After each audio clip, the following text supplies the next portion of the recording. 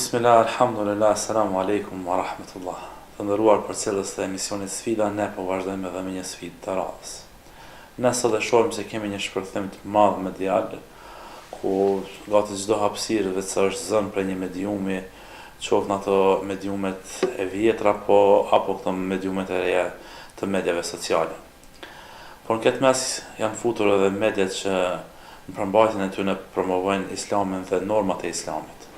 Ne sot do të mundohemi që të trajtojmë këtë si sfidë, se sa ne si musliman po mundohemi përmes medjave tona që i quajmë islamit të plotësojmë nevojat që ka publiku për një kësaj lloj mediumi, se sa ne jemi zëj së drejtës, apo se sa ne mund të qëndrojmë përballë padrejtësive ndryshme shoqërore apo devijimeve të caktuara shoqërore.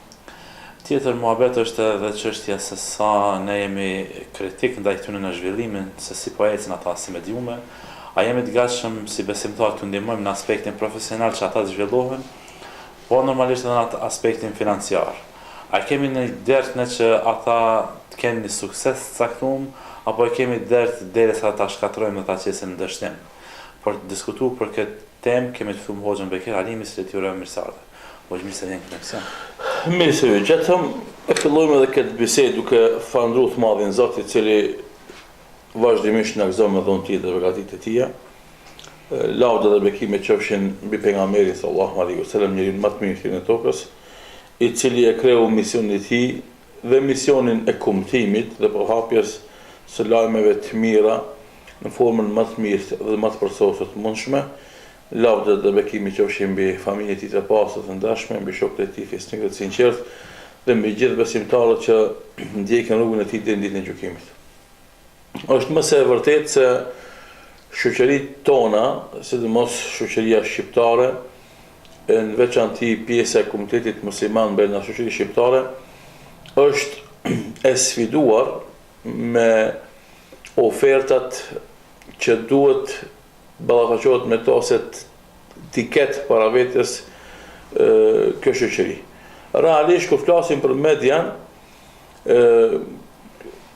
është tej mase e sfiduar median përgjithësi, duke filluar që ai tranzicioni nga mediat klasike në kalimin në mediat bashkëkohore, duke pas parasysh edhe tash rrjetet sociale dhe këtë do të thotë median sociale që quhet, dhe në anën tjetër duke fol pastaj edhe për komunitetin musliman, i cili duhet këtë ofertën e vet në tërësinë e këtyre ofertave mediatike që ofrohen na.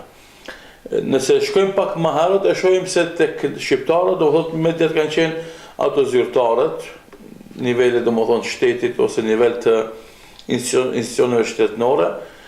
Për shembull, në Shqipëri ka qenë diktatorial në kohën e komunizmit, pastaj me demokraci do thotë është munduar të ndryshon ai diskurs, mirë po nuk është arrit që të krijohen media të pavarura dhe me ideale të qarta, domethënë çka synin ato.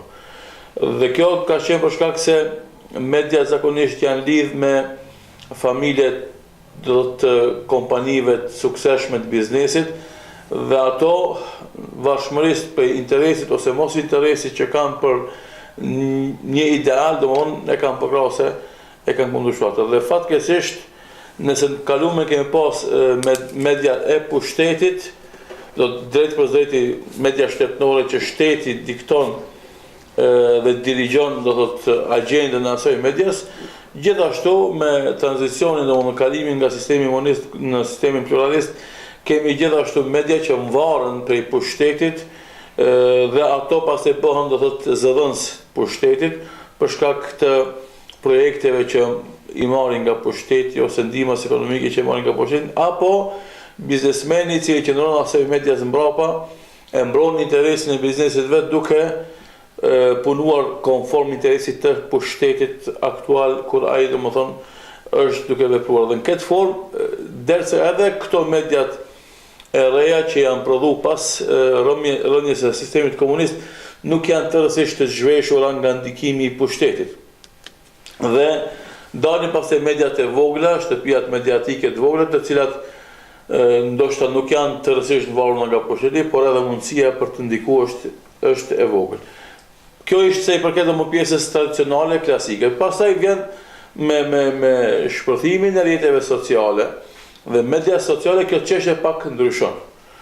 Dhe jepet mundësia domethënë njerëzve që mos jenë shumë të lidhur, sepse tash media sociale do thotë nuk është aq e kushtueshme, sigurisht se ka qenë media klasike, ajo satelitore, e kështu me radhë, sepse tani hapja një portalit edhe hapja një fan page në rrjetet sociale është me çmim shumë të ulët ose pak kushtueshme, dhe angazhimi i 3-4 personave ose 5 që mund të kontribuojnë ata në mënyrë vullnetare ose me part-time pagesë ose me pagesa minimale, ata mund të bëjnë një ofertë mediatike e cila mund të sfidon këto shtëpitë e mëdha mediatike. Por edhe në këtë rafsh, kemi akoma mungesë të edukimit, që është pjesë e vepruese, se na flasim për shembull për teknologjinë dhe mjetet, mirë po shpesh herë nuk është teknologjia dhe mjetet shkaku kryesor edhe pengesa kryesore e arritjes ose mos arritjes e qëllimit. Përsëri në gjitha këto situata njeriu është faktori kryesor. Nëse ai është i zhveshur nga ndikimi i pushtetit dhe është idealist dhe është i gatshëm të sakrifikohet për të arritur qëllimet e veta, atë nuk mund ta pengon asnjë send. Dhe ai do të shfrytëzon të gjitha mundësitë e mundshme për të promovuar idenë e tij idealiste që e ka. Për shembull, në këtë rast na mund të krahasojmë në luftën e dytë botërore, kohën e komunizmit, për shembull radiot ilegale që kanë ekzistuar, radiolidhjet, komunikimi që ka qenë, dërgim, për shembull shtypi ilegal që ka qenë, gjitha këto do të njerëzit kanë pas ideal, ata janë munduar me çdo kusht të ushqejnë domethënë publikun me idetë e tyre alternative, konkurruese të asaj që ofron pushteti, dhe kanë rritur sukses. Unë mbaj mend si sot ku për shembull filloi lëvizja ilegale kombëtare, domethënë të ofron alternativa të si Kosovës, që ka qenë për shembull gazetë që është shtyp në Zvicër dhe pastaj është shpërndar ilegalisht domethënë në trevat e ish Jugosllavisë, ose gazeta Kombi për shembull, ose Alternativa Demokratike që është botuar në Kroaci, do të kanë qenë orvatje për të ofruar mendim alternativ edhe për të ushqyer do të popullatën me informata alternative për të krijuar një kulturë do të rezistence dhe dëshire për të ndryshuar situatën statike që ka qenë në vendin tonë. Dhe në mungesë të këtij vullneti dhe këtij ideali, domosdoshmë nuk është më rëndësi pas se çfarë kushte keti. Kur të kesh vullnet dhe ideal, atë gjitha kushtet që i kesh, normalisht duke e theksuar se tani shumë ma lehtë është përdorimi i këtyre kushteve dhe thjeshtëzimi i mundësisë për të ofruar për shembull përpara për të bërë një radio, është dashur me marr licenca, me pas zyre, me pas antena, por tani për shembull radiot e internetit janë shumë të lehta për të hapur dhe një individ mund të më marrë një radio të tërë, edhe kemi shembuj domosdoshmë të raste të tilla. Do të thënë mundësitë janë shumë më të mëdha, ngelet përsëri të flasin për vullnetin dhe idealin e bardhëve të këtyre projekteve, se sa ata do të jenë të guximshëm për të ofruar një media alternative e cila do të krijon domethënë një lëvizje brenda popullit për të krijuar një standard më të mirë të jetesës dhe normalisht për të ofruar fakte dhe informata që do ta edukojnë mirëfillt individin, i cili fillimisht do të mundohet të gjejë paqe me Zotin krijuesin e tij, domethënë nga këndvështrimi jonë si fetar, si musliman, pas të gjetë paqe edhe me shoqërinë, pas të gjetë paqe edhe me veten e tij, si një aktor aktiv në krijimin e realiteteve dhe situatave të jetesës së tij në këtë shoqëri, në këtë shoqëri ku jetojmë na. Mediat edhe konsiderojnë si farë biznese, por realisht këta në diskutimi kryesor është këta nuk duhet të jenë sikur bizneset e zakonshme që kanë një produkt, ja ofrojnë masës edhe kaq. Për shkak se këta ofrojnë diçka shumë më e madhe se sa. Këtu është ai problemi. Tash për shembull industrializim i medias. A është media një mjet i cili përcjell mesazhe, ide, mendime, ofron kulturë, ofron do thotë sistem për ndryshu gjendjen, apo thjesht ofron ndërfrim, argëtim, defokusim, mashtrim e kështu me radhë. Nga këtë vështrimi fetar, do thotë media dhe komunikimi masiv është do thotë mjet për të përcjellë mesazhe. Andaj jo rastisht të na muslimanët është kriju një mekanizëm i tillë që nga fillimi i Islamit ajo është ligjërata e javës, që është hutbe e xumos.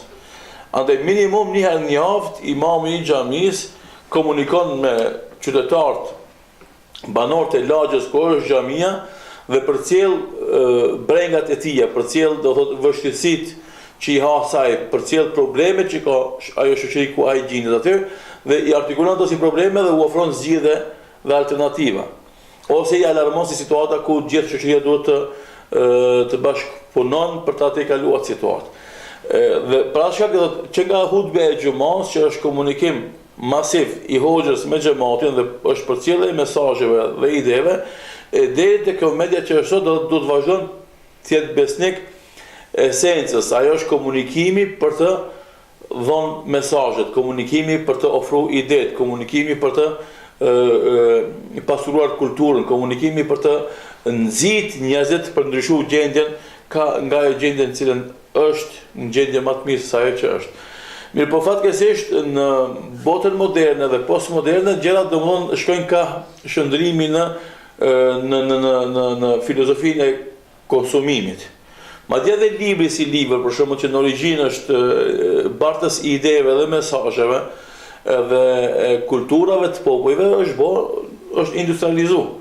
Andaj sot nuk shikohet libri për përmbajtjen e vet që ka, por shikohet për dizajnin, dekorin, kopertinën, domethënë e kështu me radhë, që tregon se fatkeqësisht janë keq përdorur dhe janë keq kuptuar situatët. Edhe media sot më tepër i bët rëndësi domethënë dekorit, dizajnit, kush qëndron prapasaj shtëpie mediatike, a është në aleancë me pushtetin apo është opozitë e pushtetit, dhe në bazë asaj pastaj bëhet edhe vlerësimi. Nuk bëhet vlerësimi në bazë mesazheve, ideve dhe porosive që i përcjell. Edhe normalisht kjo në start e degradon atë tërësisht dhe e hup esencën e vet edhe hup qëllimin për cilën në dhe është themeluar ajo media.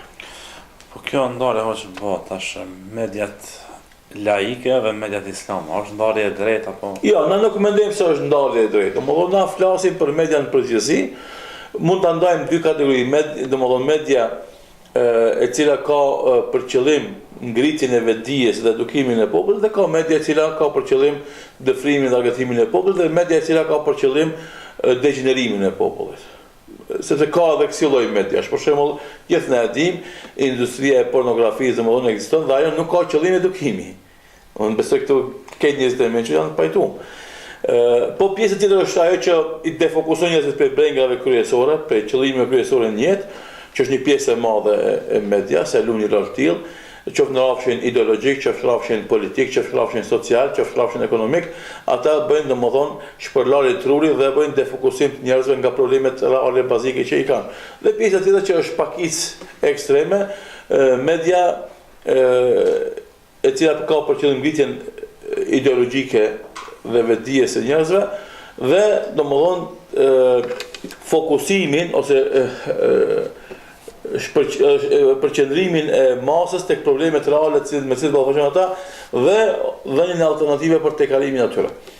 Kjo do të ishte ndarja më e saktë dhe më e mirë dhe na të gjithë duhet të ndihmojmë domethënë prodhimin e këtyre mediave që merren me ngritjen e vetdijes, që merren me përqendrimin në problemet aktuale që kemi në si shoqëri, ndesh rrafshin ideologjik, sikur të thash, ndesh rrafshin politik, ndesh rrafshin social, ndesh rrafshin ekonomik, ndesh rrafshin kulturor, dhe pastaj domethënë ofrimin e alternativave në përputhje me këndvështrimet që i kemi ose botë kuptime që i kemi na domethënë mbi botën, mbi njeriu, mbi Zotin, mbi jetën shoqërore kështu më radhë, dhe të gjithë na të bëjmë gara se kush do të ofron atë që është më e dobishme, më kualitativ. Për shembull, për informatave të fundit që javën e kaluar dolën në shesh është që në Shqipëri për shembull, gjithë këtyre viteve të tranzicionit nuk është ndërtuar asnjë teatr. Ai është ndërtuar domethënë me 10 burgje. Që tregon për shembull kjo temë është e dhëmshme. Që tregon domethënë se në Shqipëri kurkush nuk investon në art. A realisht burgjet shtohen, tash kjo edhe është rezultat i keq, po edhe si planifikim i keq. Se rezultati është pse të vjen shoqëria jonë degenerohet deri në drejtë që të kemi nevojë për burgje të reja sepse aktualet nuk mjaftojnë për të burgos kriminalet. Dhe dyta është pse ne planifikojmë domodin për të angazhuar njerëzit me kulturë, ose domodin të avancojmë domodin kulturën në forma të ndryshme të motivimit, që ata domodin faktikisht vetë nevoja, interesimi i popullatës kërkon përshtimin e teatrove për shembull dhe angazhimin për ta. Po flas në rrafsh domodin gjithë shqiptar. Nuk e flas nga këndvështrimi fetar, po nga këndvështrimi domodin se gjithë na kemi nevojë për t'i dhënë rëndësi artit, e cila është ajo pjesa e të bukurës që e trajton Islami, dhe që jep rëndësi dhe vlerë. Dhe normalisht në ditë është tejet alarmuese që është rrit numri i burgjeve, sepse kjo tregon është rrit numri i kriminalëve, dhe kjo tregon domodin se institucionet tona që duhet të prodhojnë mendimin, duhet të prodhojnë arsimin, duhet të prodhojnë opinionin, nuk janë duke shërbyer mirë shoqëri, këtu hin edhe media, padyshim. Sepse ata nuk janë duke luajtur rolin e ndalimit popullatës, sidomos pjesës të rinjisë nga guximi për të qenë kriminal, edhe për të ballafaqur pastaj me ligjin dhe për të qenë një pjesë e banorëve të atyre burgjeve. Kjo këtë tregon domosdoshmë se fatkeqësisht do thotë edhe media nuk është tu e luajtur rolin e vet dhe kemi krizë reale që kriza duhet goditen fuqishëm. Ajo që ishte poenta tek ky lajm është fatkeqësisht askush nuk e trajton. Shembull, nuk pa që ka ndonjë emision debativ, jo një, po me 10, madje unë mendoj se çdo TV duhet të trajtojë këtë si problem, domethënë në shoqërinë tona, se problemi për shembull i botimeve që është në rënjësi për lexueshmëri, është në rënjësi për problemi i marrjes me kulturën dhe artin, në rënjësi për këto janë tema që fatkeqësisht shumë pak të përveç temave politike, të cilat fatkeqësisht edhe kur flasim për kulturë, na imponohet të flasim për politikë, edhe kur flasim për fe dhe religjion, na imponohet të flasim për politikë, tema tjera janë domosdoshmë shumë pak të pranishme në këto shtëpia mediatike, dhe kjo tregon se nuk kemi qëllimin na, ajo që thash, ndërtimin e vetdijes, edukimin e popullatës, fokusimin ose përqendrimin e opinionit të popullatës në problemet reale që janë dhe ofertën e alternativave. Dhe në këtë situatë na vazhdimisht do të jemi të sfiduar domosdoshmë si shoqëri në mungesë të kësaj lloj medias domosdoshmë e cila ka qëllime fisnike në ndërtimin e brezave të ri. Ajo që pengon për shembull është se zakonisht kur përmendet mediat islame trojet tona, shihet si diçka rrezik që kështu. Mirë, po kemi edhe shumë radio dhe media tjera që përcjellin një ide tjetër, domethënë fetare, po sa ata vazhdojnë aktivitetet e tyre. Po paragjykimet dhe stereotipizimi i çdo gjë që është islame, kjo më është shumë evidente, shumë e qartë. Për shembull kemi në radio krishtere, dhe kjo nuk është problem as pak. Mirë, po kur vjen pyetja mu hap një radio islame, e para veç emërtimi është problematike dhe na zyrtarisht domethënë nuk kemi radio islame askund. Madje edhe bashkitë fetare islame, qofshin në Shqipëri, qofshin në Kosovë, po nuk kanë radiot e tyre, që do të promovojnë domethënë material që kanë ata. A është kjo mangësi e tyre? A është pengesë dispozitat ligjore? Nuk e di, vetëm kryesore nuk ka. Edhe ato që janë private, asnjëra prej tyre nuk është islame, po janë domethënë në radio me kolazh, emision të kolazhit domethënë të përzier, dhe tani normalisht kohën e fundit ato janë të tejkaluara sepse radiot e internetit janë ato që i zëvendësojnë ato. Po fatkeqësisht është e vërtetë, për shembull as TV islame, as radio islame, as portal islam e ke shumë problem domethënë me hap sepse do të paragjykohesh, edhe normalisht nëse është puna të marrësh licencën në shtetet ku ti graviton dhe jeton, e ke shumë vështirë të marrësh leje, ndoshta në Evropë shumë më lehtë se sa për shembull në Shqipëri, në Kosovë apo në Maqedoni. Mund të jetë pjesë e problemit legjislatura, mund të jetë pjesë e problemit paragjykimet që janë domethënë për ata që do të hapin këtë radio ose natyrave tjera. Kryesore është ka një paragjykim dhe ka një pengesë në një kohë kur domethënë nuk ka pengesa për radiot fetare të feve tjera, më ata mund të jenë edhe me përqindje minoritare, sikurse janë protestant, për shembull metodist, baptist e kështu me radhë, dhe për to do të ketë hapësirë të madhe domethënë për kësaj lloj veprimesh edhe hapjesh e institucioneve, normalisht për muslimanë që janë me një përqindje teje të madhe, ata do të kenë shumë vështirë bëjnë kësaj lloj institucionesh. Edhe normalisht që nuk është e mirë për askënd. ky paragjykim, ky stereotipizim është i dëmshëm për vetë ata që e bëjnë, po normalisht është i dëmshëm edhe për ndërtimin e shoqërisë, sidomos për ata që pretendojnë se janë duke ndërtuar shoqëri liberale demokratike, ku secili domethënë ka të drejtën e vet për ta shprehur mendimin e vet, ose ku feja, religioni është garantuar si e drejtë kushtetutare e secilit individ që jeton domethënë këto vende. Për shembull, ne kemi lajmin më të freskët e kemi sot në mëngjes. Herët, për shembull, ndodh një sulm në ambasadën amerikane në Malin e Zi, nuk emërtohet si terrorist, domethënë prej start me kujdes të madh, sepse aktori i sulmit nuk është musliman. Tek tuk është përmend diku domethënë si terrorizmi, por në shumicën e lajmeve të medjave ballkanike përdoret si domethënë sulmues, si bombash, për shembull, si atentator, po i ikët fjalës terrorist. Apo të ishte për shembull me origjinë muslimane, me automatizëm do të ishte domethënë a priori po. Djalit në Bosnë që. Po. Kjo tregon domethënë ky paragjykim vazhdon normalisht kur është i orientuar drejt një individi i cili për shembull mund të ketë kaluar me aspak islame.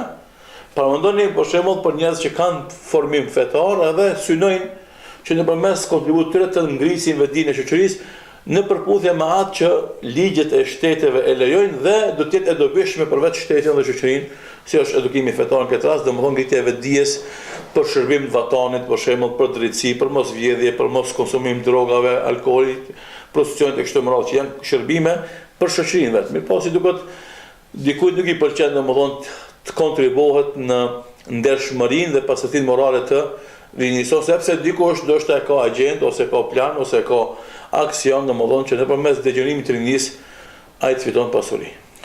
Po kthehemi ndoshta te ky grupi muslimanëve që janë më praktikantë dhe të puna e medjave në një farë formë ne përmendëm rëndësinë edhe rolin që ka media, nuk arrim me kuptu se çfarë sevapi, nëse themi kushtimisht, ka kushtëzim puna për media dhe me sakrifiku diçka për media. Shumë thjesht për ta kuptuar këtë situatë shumë dhe kjo bisedë që e bëjmë na tani për shkak lidhje me median, po mos kishte, domethënë, ide për ta arkivuar, do thotë me ton dhe video me zë dhe domethënë me fotografi këtë emision, për shembull, do të ngele një bisedë me 10-15 njerëzve dhe nuk do të ishte domethënë e përcjellur prej qindra dhe mijë njerëzve. Këtu desh domethënë shesh vlera domethënë e kontributit dhe investimit në formimin e mediave të dobishme për shoqërinë dhe normalisht prodhimin e individëve ose kuadrove që do të merren do thotë me media, sepse këtë rast investim në një njeri është investim në qindra dhe mijëra dhe dhjetra mijëra njerëz që kanë me përfitu prej atij angazhimi. Për dallim, për shembull, nëse ti e bën një ndihmë një familjes varfër që na për shembull detyrimisht në shumë raste solidarizohemi me familjet të mase të varfëra. Me përfitimin nga ky aktivitet ka më qenë e vetëm asaj familje 4-5 anëtarësh. Edhe nuk fiton askush tjetër veç aty me asaj familje. Me për nëse ti investon në një media, ose në një kuadër i cili ka më marrë media, faktikisht ti me te fiton ndikimin e një numrit të madh njerëzve që përfitojnë prej mesazheve që i përcjell ajo media apo ai kuadër i përgatitur që të merret me atë media. Dhe pra shkak fatkeqësisht nuk kemi të vetëdijshëm për investimin në mediat e dobishme as në prodhimin e kuadrëve që do të merret me këto media dhe për këtë shkak pastaj na kemi edhe vërejtje në lidhje me mediat me të cilët na ballafaqohemi. Edhe në sasi, po edhe në cilësi. Numri i tyre është i mase i vogël dhe normalisht kualiteti që me të cilët ata paraqiten në këtë pazar të madh të mediave që është i vogël që është shumë vështirë të konkuron, domethënë dhe të imponohet faktikisht botës mediatike me këto mundësi të vogla që i ka. Po kemi disa tjerë që përveç se ka këtë hall dhe është indiferent, fillon edhe mi përqesh ta media. Normalisht na kemi për detyrë që shoqëria e para të inkurajojmë gjithë ata që kanë guxim e para, e dyta që kanë aftësi dhe e treta domethënë që kanë përvojë që të merren me media. Me prodhim ose me rritjen e kualitetit. E dyta, do të na duhet t'i ofrohemi në shërbim të atyre që kanë kësi lloj idesh edhe iniciativash. T'u ofrohemi në shërbim me gjithë kapacitetet tona, domethënë intelektuale dhe ekonomike që i kemi. E treta, të jemi pjesë e strukturave të ndërtimit të plan programeve të emitimit të këtyre medjave. 4, të jemi kritikues konstruktiv të asaj që e prodhon domethënë kjo media. Kur t'i bëjmë ne këto 4 hapa, atëherë nuk do të ketë hapësirë që ndodhe ajo që është duke ndodhur kohëve të fundit her pas here, domethënë e vërejmë na edhe si debat në rrjetet sociale, edhe në grupe jo formale të Viberit, WhatsAppit e kështu me radhë, ku disa besimtar xhelos për kauzën islame, xhelos për kombin ton, xhelos për atë që ndodh, domethënë dalin me kritikat ashpra kundrejt medjave që kanë prefiks ose sufiks islam dhe që synojnë domethënë shërbimin e shoqërisë shqiptare kombëtit musliman me atë që e bën ata. Edhe mendoj se këtë rast ky lloj reagimi i ashpër, edhe pse ndoshta në origjinë do të ishte i arsyeshëm, është i pa arsyeshëm kontinuitet, kuptimin që në kontekst, kuptimin që ti nëse s'ke qenë inkurajues, s'ke qenë domethënë përkras, s'ke qenë pjesë prodhimit të plan programe ose emisioneve, s'ke qenë pjesë edhe kritikave domethënë konstruktive tani, domethënë një gabim ndodhi për X medias dhe ti gjithatë nervoz, gjithatë pakënaqësi tënde në mënyrë më të vrashtmundshme e publikon, domethënë mendoj se nuk është e drejtë edhe e saktë. Po, është e vërtetë se mediat kësaj kategorie domethënë mund të kenë gabime her pas here, mund të bëjnë veprime të pamatura, veprime jo të sakta, mirë po nuk e meritojnë aq domethënë të ketë reagime. Nëse të kalume s'kan pas domethënë edhe përkrahje edhe lavdje për të mirat që i kanë bose. Zakonisht domethënë çdo vepër e njeriu i ka anë pozitive dhe ka anë negative. Nëse ti s'ke qenë ai i cili e ke përkrahë dhe e ke lavdru dhe e ke përshëndet suksesin e misioneve domethënë të suksesshme dhe të mira, sot nuk e di sa ki të drejtë morale që ti jesh vetëm kritikues edhe atë me gjuhë të ashpër, domethënë pa e treguar thelbin e problemit që ti e kritikon. Dhe si situate e shohim se ata ose nuk e kuptojnë rolin e medias, ose problemet personale i shndrojnë në probleme domethënë me ngjyrosje domethënë të xhelozisë fetare, ose thjesht dikush është, si themi na, kritikues kujdestar të cilit asgjë nuk i pëlqen.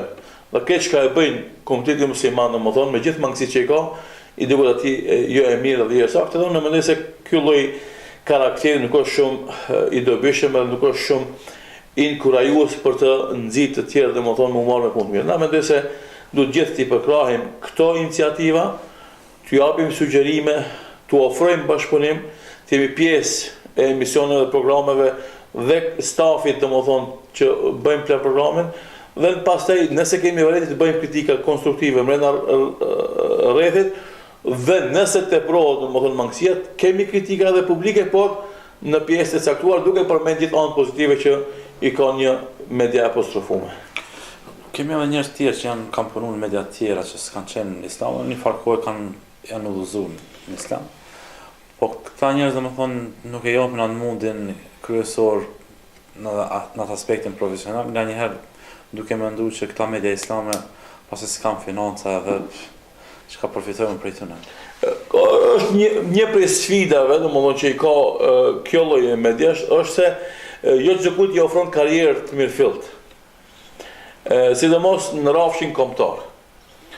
Një gazetar që punon në media të tilla mund të ketë fiton domethënë një publicitet brenda komunitetit musliman, mirë po mos të ketë të njëjtin publicitet brenda për shembull gjithë popullit shqiptar. Sepse gjithë na e dimë se emrat të caktuar, domethënë që janë pjesë ose ikona të TV-ve të ndryshme në rrafshin kombëtar janë emra me peshë shoqëri. Gëzon një autoritet për shkak se janë udhëheqëse emisioneve të mëdha dhe të ndryshme. Realisht ata kanë atë fitime të majme.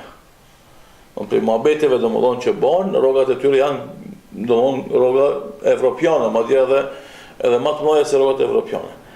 E tash kjo është një lloj sfide për ata gazetarë, për shembull punonjës të medias, të cilët kur i shohin mediat domethënë me që i dedikohen domethënë me këndvështrim fetar islam shoqërisë, aty nuk shohin domethënë në një buxhet të madh, aty nuk shohin domethënë një pak të majm, aty nuk shohin ndoshta edhe në një karrierë të bujshme që mund ta ketë për shembull në mediat islame. Dhe nga kjo ai para përqen të jetë punonjës ndoshta pak më i thjeshtë në një media jo islame se sa të punojnë domethënë aktiv ose ikon për shembull në medias islame. Këto janë dy sfida që ka, punën e famës dhe punën e pagës. Dhe normalisht këto janë sfida që realisht detektojnë karakterin e këtij.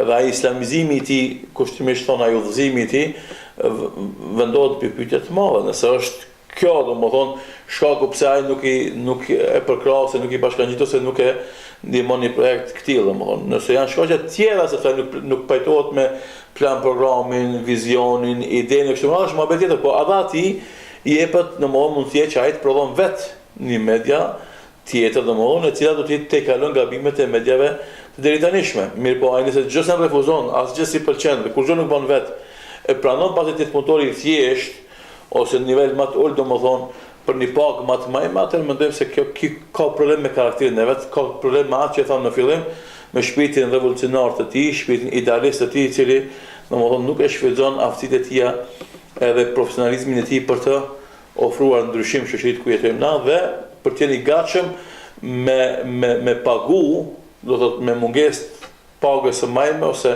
publicitet të madh, domethënë këtë kontribut që ai ka më dhënë për ndryshimin e shoqërisë pozitive.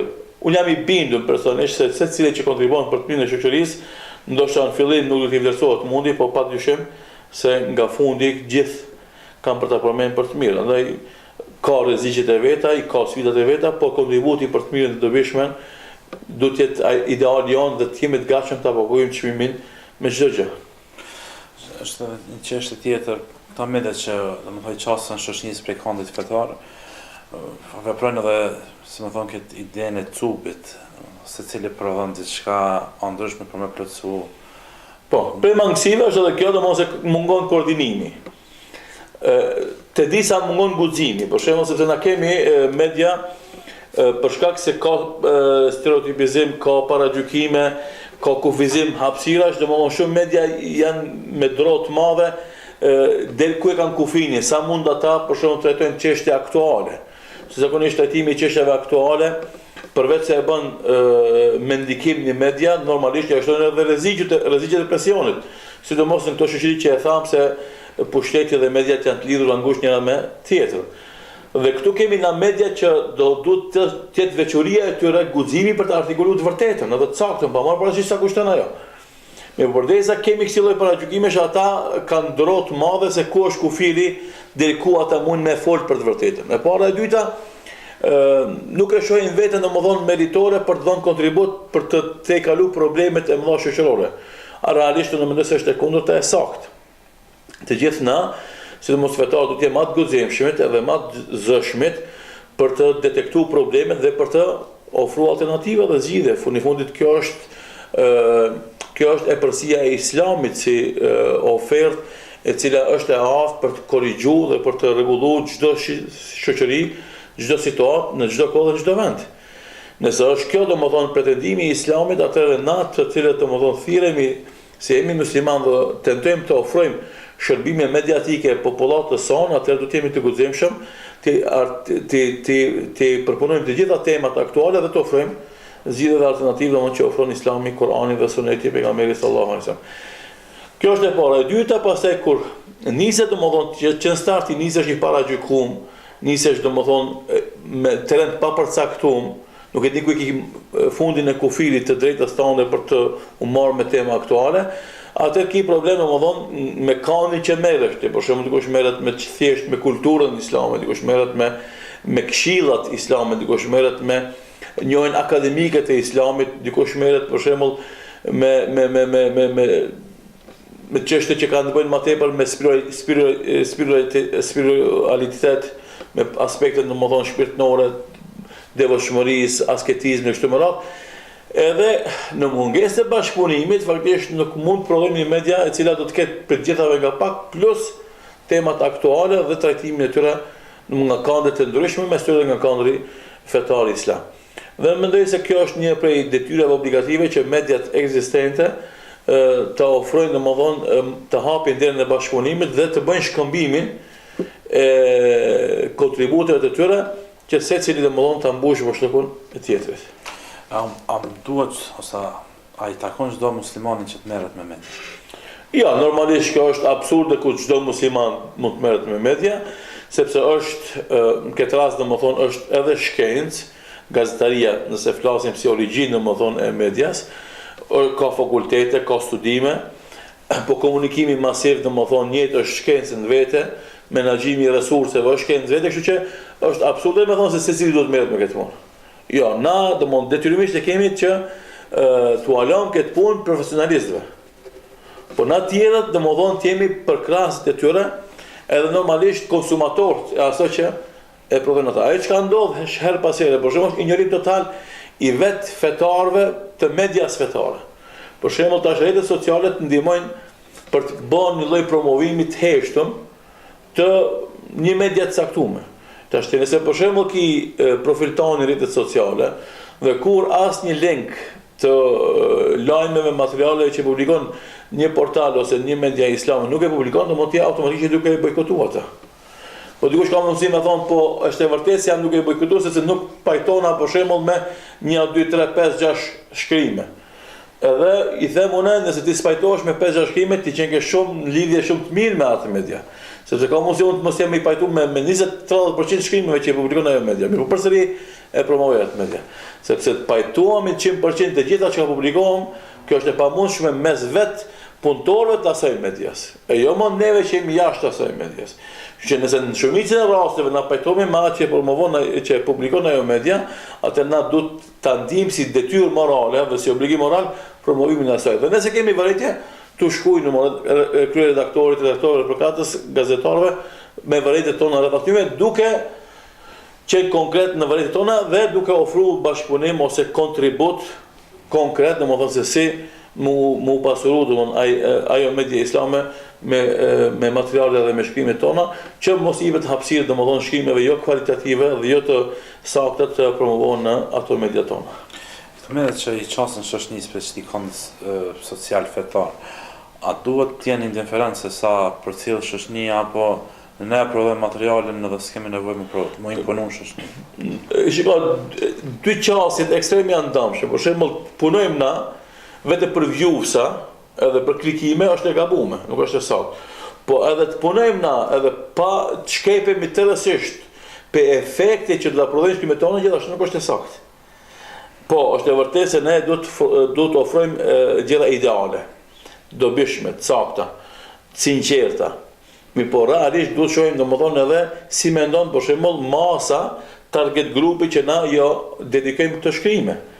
Nëse për shembull na kemi target grup për rinin dhe postojmë tema vetëm akademike ku rinia nuk e gjen veten shumë aty, faktikisht i je duke e përzon nga përcjellja jote atë pjesë domosht që ti e ke target grup. Andaj duhet detyrimisht mendosh se si edhe atë target grup ta kesh shoqëruese tonë, përcjellëse tonë që ti pastaj duke i ofruar gjëra që u përshtaten ty veçanë, gjëra domethënë të dëfrimit, dargëtimit, gjëra të lehta shoqërore, që nëpërmes këtyre materialeve të përcjell edhe materialin që ti e ke për qëllim të ofrosh atij. Nëse e ignoron tërësisht, atë ti do të mbyllesh në një numër shumë të vogël të përcjellësve, nuk do të kesh efektin e duhur nga ajo media. Atë ti mos hap media, por rrin shtëpinë tonë, rrin xhamin tonë, rrin klubin tonë me 50 veta për herë mund të takohesh. Ama nëse do të dalësh nga rrethi i ngushtë i jotje dhe do të kesh ndikim më të madh shoqëror, është e domosdoshme të shikosh efektin që e lën domethënë veprimet tuaja në shoqëri dhe që thotë atë feedbackun domethënë nga shoqëria. Dhe nëse normalisht ajo rritet dhe ti prodhon tema ditore me të cilat do të merret ajo pjesë e shoqërisë, atë ti je media e suksesshme. Nëse ti për shembull kur nuk apostrofohesh si një prodhuese një teme që konsumohet nga përcjellësit tu dhe bëhet temë ditore në shoqërinë ku ti jeton, atëherë ti s'mund të jesh media e suksesshme. Kjo është qëllimi. Ti si media ti imponosh shoqërisë tema që ti i shef se janë tema vitale të rëndësishme edhe shoqëria domethënë i absorbon ato, i thith ato dhe i konsumon ato, atë ti je media e suksesshme dhe kjo do të më qenë domethënë njëra prej kritereve të vlerësimit të suksesit apo mos suksesit të punës tonë, se po ndryshe të bën ti punë. Edhe mos shikosh çfarë ka efekti, mendoj se nuk është punë e saktë, nuk është punë e qëlluar. Po çfarënderoj që është pjesë e misionit. Faleminderit edhe ju. Në rrugë përcjellës ne këtu e përfundojmë këtë emision. Shpresoj të takohemi në javën e ardhshme dhe sfidat e radhës e deri atëherë. Selam aleikum wa rahmatullah.